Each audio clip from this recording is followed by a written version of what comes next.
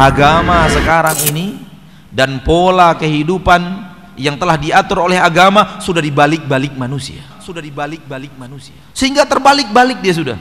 Yang seharusnya ya menjadi tidak, yang seharusnya tidak menjadi ya, yang seharusnya halal menjadi haram, yang haram menjadi halal, yang haram menjadi halal, yang seharusnya lakukan menjadi jangan lakukan, yang seharusnya jangan lakukan menjadi laksanakan. Dan kita lihat keterbalikan itu dalam realita nyata kehidupan kita. Dan berikut kita akan bawakan fakta-fakta keterbalikan dalam beragama, terbalikan dalam cara berpandang yang ada kita temukan dalam kehidupan kita sehari-hari bersama kaum muslimin. Kita hidup dan menganalisa dan mencoba untuk melihat kenyataan berhala-berhala mereka lebih hina sebenarnya dari yang menyembah berhala itu. Namun kenapa sekarang manusia yang menyembah batu? Dan ini keterbalikan yang paling parah, sehingga keterbalikan yang seperti ini paling dibenci oleh Allah di dalam syariatnya.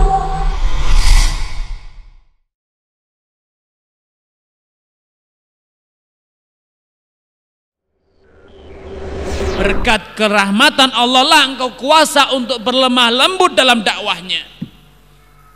Kalau bukan karena Allah, niscaya Rasulullah SAW tidak akan kuasa. Bila ini Allah nyatakan tentang Rasulullah SAW, lalu bagaimana dengan kita? Mengapa selama ini kita merasa kita dan kita, saya dan saya, kalau bukan saya? Subhanallah. Kemana tawaduk kita di hadapan Allah Subhanahu wa Ta'ala? Kenapa ada kesombongan, kecongkakan sehingga kita merasa itu adalah kerja saya? Kenapa kita tidak mengatakan ini adalah kemurahan Allah, ini adalah karunia dari Allah, ini adalah hidayah, taufik, kemudahan dari Allah Azza wa Jal. Saya tidak ada apapun yang bisa saya lakukan, sampai pun yang kita lakukan semuanya itu adalah taufik dari Allah Subhanahu wa Ta'ala. Sebagaimana Allah tegaskan, fabima rahmatin minallah. Yang benar karena karunia Allah, yang salah pun karena dia dihinakan Allah Subhanahu wa Ta'ala. Bagaimana akidah mereka? Siapa yang mencetuskan Syiah? Kemudian bagaimana kedudukan para sahabat di sisi mereka? Lebih khususnya lagi kedudukan Abu Bakar, Umar, Aisyah, Hafsah radhiyallahu ta'ala anhum di sisi mereka. Rafidah ini yang menolak imamah kepemimpinan Abu Bakar dan Umar, berlepas diri dari mereka berdua, mencela mereka berdua, serta menghina para sahabat Nabi SAW. Syiah berbeda dengan agama Islam, bukanlah bagian daripada agama Islam. Apabila kita mengkaji dari awal sampai akhir, maka tidak akan kita temukan satu pun titik, satu pun sisi yang membuat kita bisa bersatu dengan Syiah. Maka pantaskah kita mengatakan bahwasanya mereka adalah bagian daripada Islam? Tidak, mereka adalah musuh-musuh kita. Mereka telah menghina Allah, mencaci maki Allah, menghina Al-Quranul Karim. Di mana kita sebagai hamba-hamba Allah Subhanahu wa Ta'ala yang beriman kepada Allah? Di mana kita sebagai hamba-hamba Allah Subhanahu wa Ta'ala yang berpegang teguh kepada Al-Quran,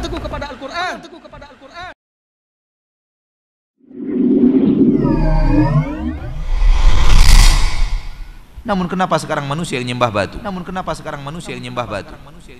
Dan ini keterbalikan yang paling parah, sehingga keterbalikan yang seperti ini paling dibenci oleh Allah di dalam syariatnya. Tentang Rasulullah SAW, lalu bagaimana dengan kita? Mengapa selama ini kita merasa kita dan kita, saya dan saya, kalau bukan saya? Subhanallah. Kemana tawaduk kita di hadapan Allah Subhanahu wa Ta'ala? Jadi terjadi kesalahan di sana juga, sedikit saja. Allah Subhanahu wa Ta'ala menggabungkan wa halallahu al-bai'a wa harrama riba. Sedikit saja, satu saja langkah dalam SOP yang tidak sesuai syar'i, bisa semuanya menjadi tidak sesuai syar'i. Satu produk keseluruhan, satu saja. Mereka adalah musuh-musuh kita.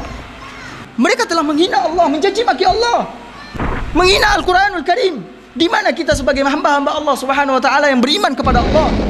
Di mana kita sebagai hamba-hamba Allah Subhanahu wa Ta'ala yang berpegang teguh kepada Al-Quran? Karena kita sudah yakin, dan keyakinan ini mendarah daging. Islam itu agama yang mampu menuntaskan seluruh masalah kehidupan, termasuk rumah tangga.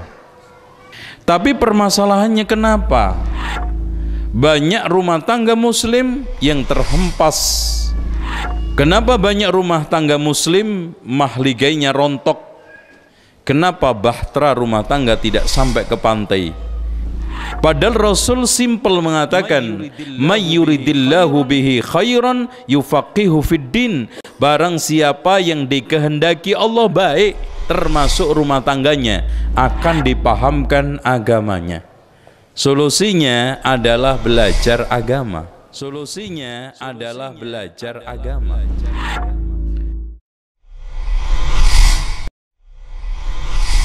Aqidah, saudara-saudariku yang dirahmati oleh Allah, adalah tugas utama para nabi dan rasul. Karena aqidah bila tidak benar, maka walau bagaimanapun akhlak dan adab mulia tetap tidak dinilai oleh Allah Subhanahu wa taala. Tidak memberikan pengaruh untuk menyelamatkan seseorang dari azab Allah Subhanahu wa taala. Jadi aqidah yang benar merupakan tujuan penciptaan manusia, beribadah hanya kepada Allah Subhanahu wa taala, hanya kepada Allah Subhanahu wa taala. Sebaik apapun, sebagus apapun muamalah orang-orang yang kafir, maka ini tidak ada sedikit pun nilai di sisi Allah Subhanahu wa taala ketika mereka kufur kepada Allah Subhanahu wa taala. Inilah merupakan pusat perhatian para juru dakwah kepada Allah Subhanahu wa taala, terutama para nabi dan rasul. Bukankah Allah yang menegaskan kepada kita di dalam surah An-Nahl, sungguh kami telah mengutus pada setiap umat seorang rasul yang ditugaskan untuk menyeru, agar mereka menyeru kepada umat-umat mereka supaya mereka mengibadati Allah semata, dan jauhilah taghut, yaitu semua peribadatan kepada selain Allah Subhanahu wa taala. Bismillahirrahmanirrahim. Assalamualaikum warahmatullahi wabarakatuh. Innal hamdalillah nahmaduhu wa nasta'inuhu wa nastaghfiruh wa na'udzu billahi min shururi anfusina wa min sayyiati a'malina. Man yahdihillahu fala mudilla lahu wa man yudlil fala hadiya lahu. Asyhadu an la ilaha illallah wahdahu la syarika lah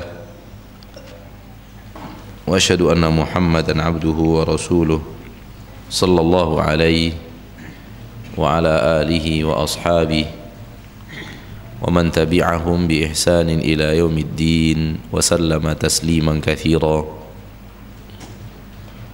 Ma'asyiral muslimin, ma'asyiral muslimat, al-hadirin wal hadirat, al-mustami'in wal mustami'at, rahimani wa rahimakumullah. Bersyukur kita kepada Allah Subhanahu wa taala, Rabbul Izzati wal Jalalah, wa Rabbul Jabaruti wal Malakuti wal Kibriyai wal Azamah. Kembali Ia mempertemukan kita di majlis hadis-hadis Rasulullah sallallahu alaihi wasallam. Semoga ini merupakan bukti akan cintanya kita kepada Rasul kita sallallahu alaihi wasallam, dan akan cintanya kita kepada syariat beliau. Menuntut ilmu haruslah diiringi dengan niat yang saleh, dan para ulama mengatakan niat yang saleh dalam menuntut ilmu adalah 4 niat. Pertama, diniatkan dalam menuntut ilmu itu mengangkat kebodohan dari diri kita, mengangkat kebodohan dari diri kita. 2, diniatkan dalam menuntut ilmu itu untuk mengangkat kebodohan dari selain diri kita. Maksudnya adalah setelah kita tahu yang hak, kita sampaikan kepada manusia agar manusia tahu yang hak. Setelah kita mengerti yang kita lakukan salah, kita sampaikan kepada orang-orang supaya orang-orang terhindar dari yang namanya salah. Di sini bisa dimaknai dakwah. Jadi belajar untuk didakwahkan. 3, diniatkan dalam menuntut ilmu untuk menjaga agama Allah supaya tidak hilang dari permukaan bumi. Karena ilmu ini akan diangkat oleh Allah. Semakin manusia tidak peduli kepada ilmu agama, semakin ilmu agama itu akan diangkat oleh Allah dari permukaan bumi. Oleh karena itu kita menuntut ilmu, menimba ilmu, agar ilmu itu bisa bertahan semaksimal yang bisa kita lakukan. Dan yang keempat, kita menuntut ilmu untuk diamalkan. Inilah kata para ulama, niat yang harus terpasang pada orang-orang yang akan menuntut ilmu agama. Dan seorang ahli ilmu membuatkan 2 bait syair untuk 4 niat ini.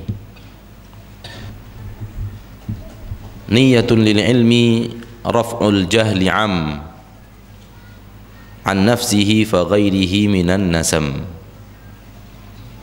Wa thalithu at-tahsinu lil ulumi min dhaya'iha wal 'amalu bihi zukin. Niyatun lil ilmi raf'ul jahli an nafsihi fa ghairihi minan nasam. Wathalithu at-tahsinu lil ulumi min dhaya'iha wal 'amalu bihi zukin. Niyatun lil ilmi, niat untuk menuntut ilmu, raf'ul jahli, mengangkat kebodohan dari diri. Secara umum, mengangkat kebodohan secara umum. Niatkan menuntut ilmu untuk mengangkat kebodohan secara umum, maksudnya kebodohan yang ada ini kita angkat. An nafsihi, dari dirinya sendiri, fa ghairihi, demikian juga dari selain dirinya, minan nasam, dari manusia. Nasam maknanya adalah bashar. Di sini dalam bait yang pertama ini ada 2 niat untuk ilmu. Pertama, mengangkat kebodohan dari diri sendiri. Kedua, mengangkat kebodohan dari orang lain. Wa tsalisut tahsinu, dan yang ketiga, niatkan yang ketiga dalam menuntut ilmu, tahsinu, membentengi, dari kata-kata hisnun, benteng. Lil ulumi, membentengi untuk ilmu, min, dari dhaya'iha, hilangnya ilmu itu, wal 'amalu bihi, dan mengamalkan ilmu itu, zukin, ilmu itu akan tetap. Dengan mengamalkannya dia akan tetap. Di sini ada 4. 2 pada bait yang pertama dan 2 pada bait yang kedua. Ini 4 niat untuk menuntut ilmu yang disampaikan oleh para ulama, disebut dengan usul niyah fi talabil ilm. Pondasi-pondasi niat dalam menuntut ilmu. Apabila kita lihat, maka menuntut ilmu itu bukan sekedar untuk tahu. Banyak orang datang hadir sekedar untuk tahu. Itu salah. Apalagi setelah tahu diniatkan untuk berdebat. Ini lebih salah lagi. Apalagi kalau untuk berdebat dengan ahli ilmu. Ini lebih rumit lagi ini. Hal-hal yang seperti ini dikatakan oleh para ulama salaf bahagian daripada niat yang batil, yang salah dalam menuntut ilmu. Barang siapa yang menuntut ilmu untuk berdiskusi dengan juhala dan untuk berjidal dengan fuqaha, maka itu adalah cara menuntut ilmu yang tidak benar. Ilmu itu bukan memori, Bukan ilmu pengetahuan dalam arti kata kita sudah tahu selesai, tidak. Akan tapi dia untuk memangkat kebodohan dari diri kita. Abdullah Mubarak Al-Marwazi, seorang ulama ternama, mengatakan ilmu itu ada 3 tingkatan. Ilmu itu ada 3 level. Barang siapa yang baru masuk level yang pertama, takabbar, dia akan sombong. Level pertama, yang masuk ke dalam level pertama dari level ilmu, takabbar, sifat yang ada padanya sombong, sombong dengan ilmunya. Dan barang siapa yang memasuki level yang kedua, tawadhu', dia akan menjadi orang yang rendah hati, menjadi orang tawadhu', lawan daripada sombong. Dan barang siapa yang memasuki ilmu level yang ketiga, alima annahu la ya'lamu syai'a, dia baru sadar ternyata dia tidak tahu apa-apa.